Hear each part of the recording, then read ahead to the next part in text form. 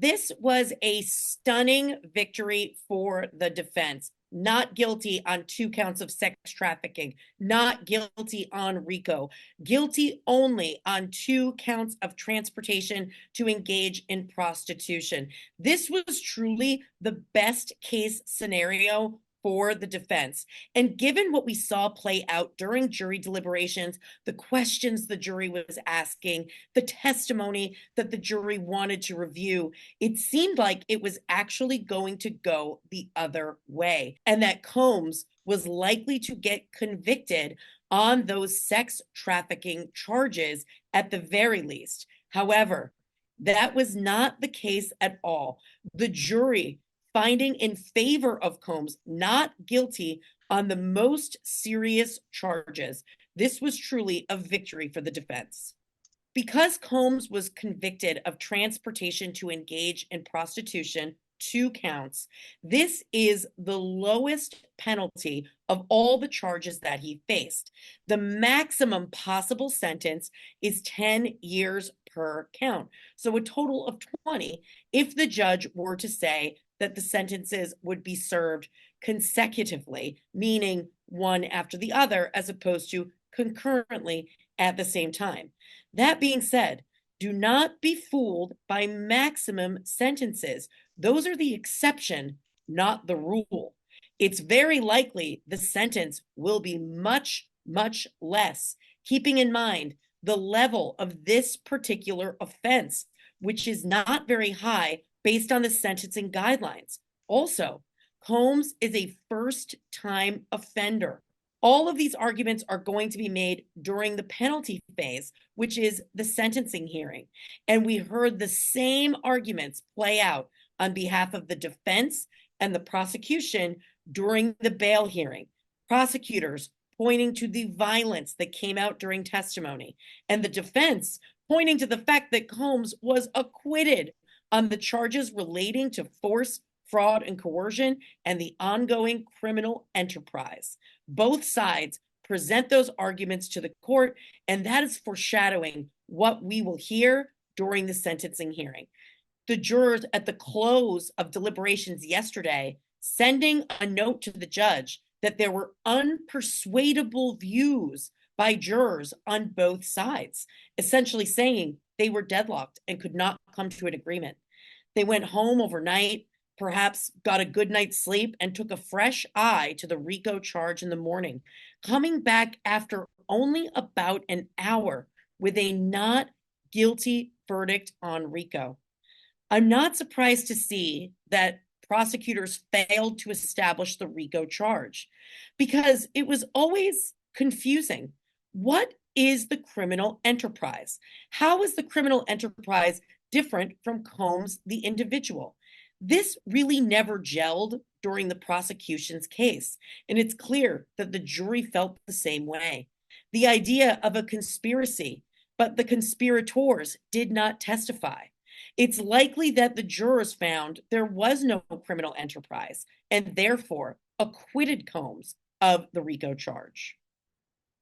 Combs faced 2 sex trafficking charges, one relating to Cassie Ventura, the other relating to a woman using the pseudonym Jane, both romantic partners in which he had a personal relationship. Cassie Ventura's case always seemed stronger because there was that 2016 Intercontinental video that prosecutors argued was a beating during a freak-off, and therefore attaching the violence in the relationship to the Commercial Sex Act, which is required under the sex trafficking statute for prosecutors to prove their case. The defense really focusing in on text messages exchanged between the couple during their time together, which really undercut the prosecution's narrative, at times showing that Cassie Ventura was a willing participant in the freak-offs, also showing that there was jealousy and volatility in the relationship. The defense ultimately arguing that Combs engaged in domestic violence and abuse, but it simply did not rise to the level of sex trafficking. And the acrimony in their relationship and these physical altercations were specifically related to jealousy, their volatile romantic relationship, and nothing more. the jury clearly buying this argument and finding Combs not guilty. The case with Jane was much weaker. It was all about financial coercion. And during cross-examination, it came to light that Combs continued to pay for Jane's home up to the day of her testimony while he was behind bars. That means there was a break in that chain and that causation between any financial power and control that Combs was lording over Jane and engaging in the hotel nights and that commercial sex. Clearly, the jury taking the defense narrative and finding reasonable doubt with respect to the sex trafficking charges. The Mann Act, that was always low-hanging fruit. There's no element of force, fraud, or coercion as with the other charges that Combs faced. Instead, it only required prosecutors to show that state lines were crossed with the intent to engage in prostitution. This was always the easiest case for prosecutors, but carried the lesser penalty. The jury deliberated for just over 13 hours and came to a unanimous verdict on all of the charges. It seemed yesterday there could be an issue with a hung jury with respect to RICO, but the jurors were able to come to a consensus. This is a high-profile case involving a celebrity, salacious and disturbing details coming out in the courtroom. You could have seen a battle royale back in that deliberation room with completely different views of the evidence that came into the case and the prosecution's obligation to prove beyond a reasonable doubt. That being said, there was a lot of pressure from not the legal system, but from just external forces, meaning we're coming up on a holiday weekend. It's July 4th. Jurors are people with plans, with families. And even though jurors could have deliberated on Thursday and even come back on the Monday after the holiday weekend, that pressure to get the case done was certainly something that could impact the speed at which the jurors worked to come to a consensus.